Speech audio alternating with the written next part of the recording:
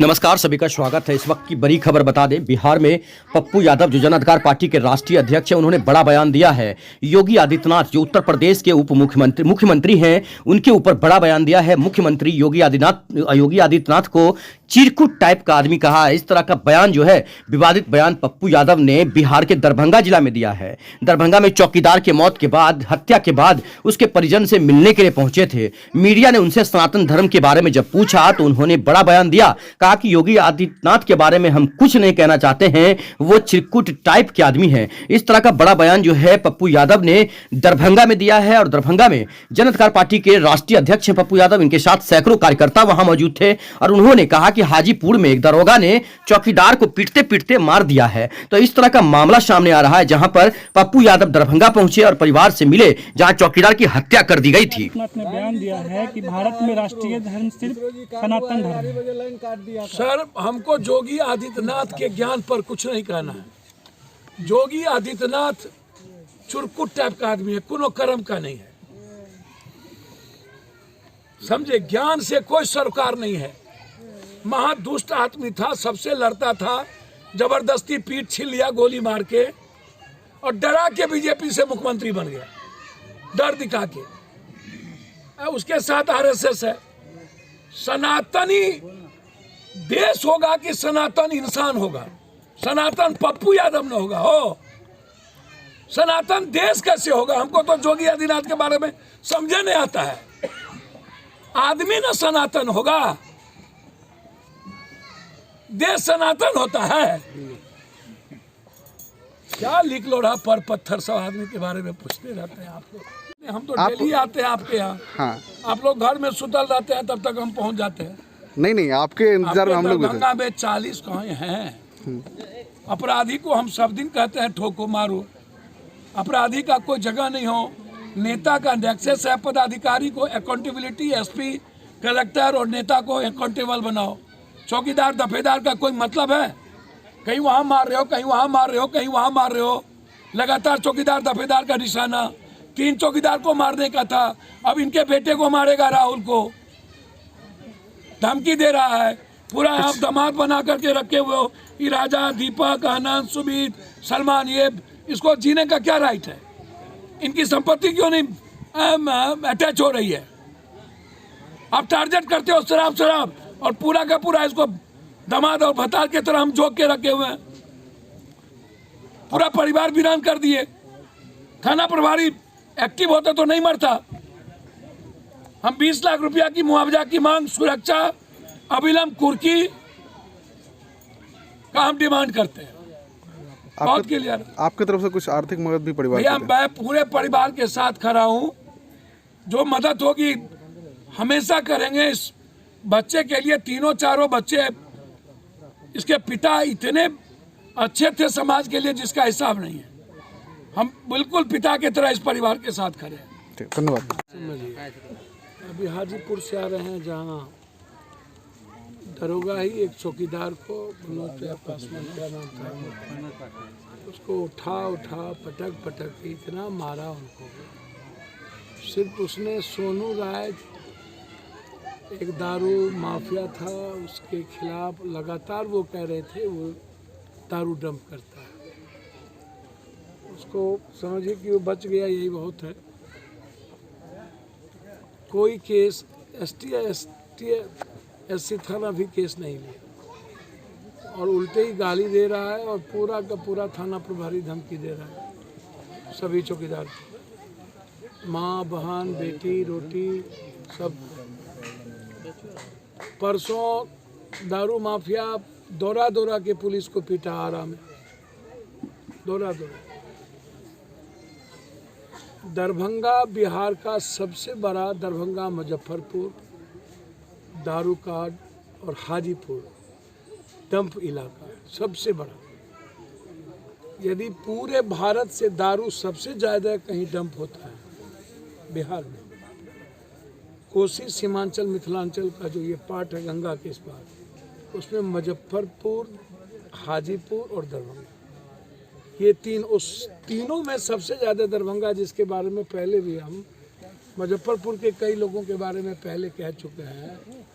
और ये पता नहीं, मुख्यमंत्री जी से मैंने कई बार कहा कि आप दारू यदि एकदम टारगेटेड है, दारू अब तो हमको लगता है कि भगवान की पूजा छोड़ देनी चाहिए, दारू की पूजा शुरू करनी चाहिए। यदि जान बचाना हो तो दारू आ, दारू पी, दारू खा, दारू चल, दारू मतलब दारू दारू दारू दारू। पहले तो हम बाभन, भूमिहार, राजपूत, तेली, सौ, पासवान, यादव ये सब सुनते थे, तबाह थे इससे। बाद में हिंदू मियाँ सुनने लगे जो बगल में बैठल है, तो उससे तबाह हुए। अब तो दारू दारू दारू दारू दारू दारू से तबाह है हम। हर दिन, कल हम कहीं और थे, आज कहीं और हैं, सुबह कहीं और थे। हमें समझ में नहीं आता है। पूर्णिया में दारू के कारण ही एक बस में एक बच्ची के साथ 4 लड़के ने ड्रग्स और दारू पी करके बस में ही बलात्कार, जो बचने की उम्मीद नहीं है उस बच्ची की। तो ये लगातार घटना, और पूरा का पूरा मैं तो इसमें बहुत क्लियर हूँ भाई, उसमें कोई बहस नहीं है। ये दारू की पूरा बिजनेस, इससे बड़ा इकोनॉमी, इससे बड़ा सरकार का में जो बजट की क्षति हुई है, इससे बड़ा जो माफियाओं को, नेताओं को पूरा हाजीपुर में या मुजफ्फरपुर में बिना नेता के या बिना ऊपर से नीचे, क्या इसमें डीएसपी इन्वॉल्व नहीं है, इंस्पेक्टर इन्वॉल्व नहीं है, क्या बड़े पदाधिकारी इन्वॉल्व नहीं है, क्या नेता इन्वॉल्व नहीं है? सिर्फ अरुण, जैसे वरुण गोस्वामी यहाँ थाना प्रभारी है, वरुण गोस्वामी की सिर्फ संपत्ति की जांच कर ली जाए, पता चल जाएगा कि कितने पैसे। अब जिस तरीके से यदि वरुण गोस्वामी एक्टिव होते, लगातार जो इनके पिताजी का नाम प्रमोद पासवान को जिस तरीके, तो 2 मिनट के अंदर हमको खबर मिली, चुनमुन हमारे पार्टी के सारे लोग वहाँ पहुँचे। हमने तो कहा बचाओ, तो बोला कि बचने का क्या हो, तो डेथ करके आया यहाँ जिस तरीके से। और ये राजा कामा, दीपक ठाकुर, आनंद कुमार, सुमित और सलमान, अब इन लोगों को, हमको तो लगता है इन लोगों को जिंदा रहने का राइट क्या है? इन लोगों को तो ढूंढ के मार देना चाहिए, ढूंढ के। इन माफियाओं को जो ढूंढ के जो पुलिस मारेगा उसको हम 1-1 लाख इनाम देंगे। ये समाज के लिए 6 बजे बंद हो जाता है यह इलाका, ना बेटी निकलती है, ना माँ निकलती है, ना बहन निकलती है डर से। और अब तो 3-3 चौकीदार को उस दिन मारने का टारगेट था, कोई एक नहीं। 1 लाख का इनाम किसको देंगे जो जो इसको मारे ना। इससे पहले पत्रकारों पे भी हमला हुआ है। मैं वही बात कह रहा हूँ कि यहाँ पर जो ये इलाका है, इतनी बड़ी घटना घट गई, अभी तक वरुण गोस्वामी थाना में कैसे है? और चौकीदार, दफेदार को ही टारगेट किया जा रहा है लगातार, सरकार के द्वारा भी और अपराधी के द्वारा भी। क्या दारू पकड़ना सिर्फ चौकीदार और दफेदार की जिम्मेदारी है? मेरा सबसे पहला सवाल है, जैसे आपने जीविका को जबरदस्ती काम में लगा दिया दूसरे कामों में, तो क्या दारू पकड़ना थाना प्रभारी, डीएसपी, एसपी की जिम्मेदारी नहीं है?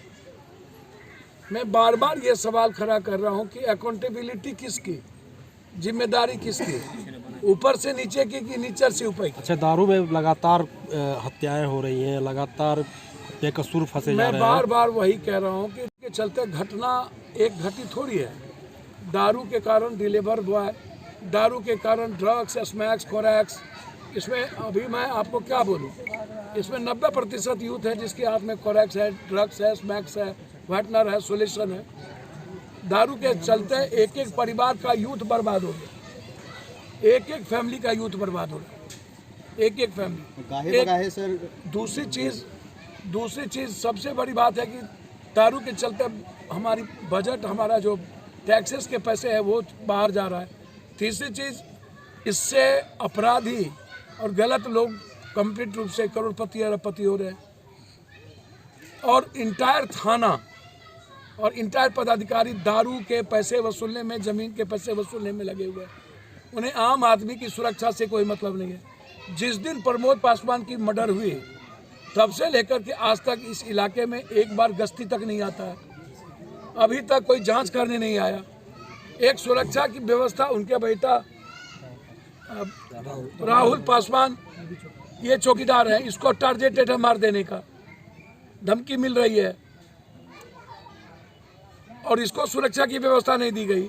जिस दिन इनके पिताजी की हत्या हुई उस दिन एक दिन बाद सरस्वती पूजा में इनका चालान काट दिया कहीं जा करके ड्यूटी करने का वरुण गोस्वामी। भाई क्या मीनिंग है इसका? जिसके घर में पिता का डेथ हो और उसको आप काट दीजिए, इसका मतलब है कि आप कोनामेस में आप फंसे, आप साजिश कर रहे हैं, थाना में बैठ के मरवाना चाहते हैं सारे चौकीदार दफेदार को। लगातार चौकीदार दफेदार को और थाना के द्वारा चौकीदार दफेदार को भी इसमें इस्तेमाल किया जा रहा है। अच्छा, शराबबंदी घटना जो घटित हुई हाजीपुर में, थाना प्रभारी का कहना था तुम भी इन्वॉल्व हो। चौकीदार पासवान तब इन्वॉल्व होता है जब थाना इंटरेस्ट लेता है कि नहीं तुम भी इन्वॉल्व हो। यह स्थिति है। क्या मानते हैं कि बिहार में शराबबंदी पूरी तरह विफल है? सर इसमें कौन बहस है? सरकार हमारी हो या बाप हमारा हो, मैं इतना जानता हूं कि शराब बंदी के कारण सोसाइटी के यूथ सबसे ज़्यादा ड्रग्स के नशा के सेवन कर चुके हैं। इससे बड़ा दुखद दूसरी चीज़, शराबबंदी के कारण मर्डर और हत्या और बलात्कार की घटना बढ़ी। नशा में हम किसकी बहन को छेड़ देंगे, किसके घर में ढुक जाएंगे, ये कुछ भी पता नहीं। इतनी घटना जो बढ़ी है उसमें नशा का सबसे बड़ा कारण है। किसी को पता तक नहीं चलता है कि हमारी बहन है नहीं, हम कुछ भी कर बैठते हैं। तीसरी चीज़, कंप्लीट रूप से शराबबंदी के चलते काला धन पदाधिकारी और नेताओं के घर भरते जा रहा है और अपराधियों के घर, जिसके चलते डेमोक्रेसी के लिए खतरा बन चुका है। शराबबंदी पर मेरा बिल्कुल क्लियर है। आप जो कह लीजिए, गांव में या शहर में शराब जो 100 रुपये में मिलता था अब वो 500 रुपये में 400 रुपये में मिलता है। एक व्यक्ति के जिम्मा से 400 रुपया आप ले रहे हैं। आम आदमी जो कॉमन मैन है उसको आप जेल भेज रहे हैं। जो सबसे ज़्यादा कमजोर तबका का लोग है जेल में वो है सबसे ज़्यादा, और जो घर में पीने वाले लोग हैं एक भी जेल में नहीं है।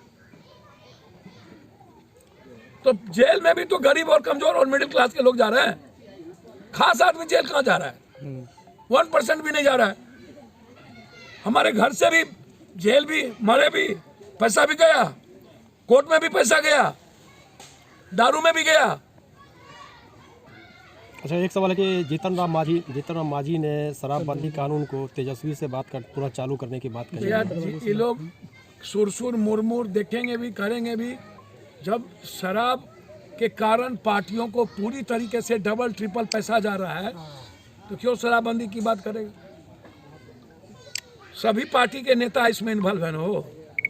बगल में बीजेपी की राष्ट्रीय कार्यकारिणी की ये इसको फुर्सत हुआ यहाँ आने का? कोई मतलब है? बगल में मार दिया गया है दरभंगा में, दबंग लोगों ने सिर्फ मटकोर जा रहा था और मटकोर के कारण राम जाति का एक बच्चा थोड़ा सा झगड़ा हुआ, उसके चलते गोली मार दिया। फुर्सत भी है जाने की? ये जो यहाँ नफरत पैदा करने के लिए बगल में ये चोर उचक्का सबसे बड़ा माफिया अपराधी को पालने वाला ये लोग, हर पार्टी माफिया अपराधी को पाल रहा है। गाली गलौज के अलावे कोई मतलब जरूरत है किसी को? बिहार में इन लोगों को सब कुछ जिम्मेदारी दी गई। घर में बैठ के ट्वीट खेलते हैं। कभी 10% आरक्षण वाले को गाली दो, कभी किसी को, कभी कुरान को, कभी ग्रंथ को, कभी किसी को, कभी उस जात को, कभी लंगड़ी सरकार है। कल उदय नारायण चौधरी ने कुछ बोल दिया। गाली गलौज, औरत से ज्यादा नारी खोकी की लड़ाई, उसके पहले इन लोगों ने सारा कुकर्म किया। शपथ लिया बीजेपी एनडीए की गवर्नमेंट में से लेके आप विपक्ष, हम दारू नहीं पिएंगे, कसम खाते हैं, और इंटायर नेता दारू पीता है। एक बार भी दारू पर बीजेपी बोलती है? खोल दो। मांझी जी तो 10 बार बोल चुके हैं बेचारे, अब पीछे हट चुके हैं। मैं उन बुजुर्ग के बारे में क्या कहूं?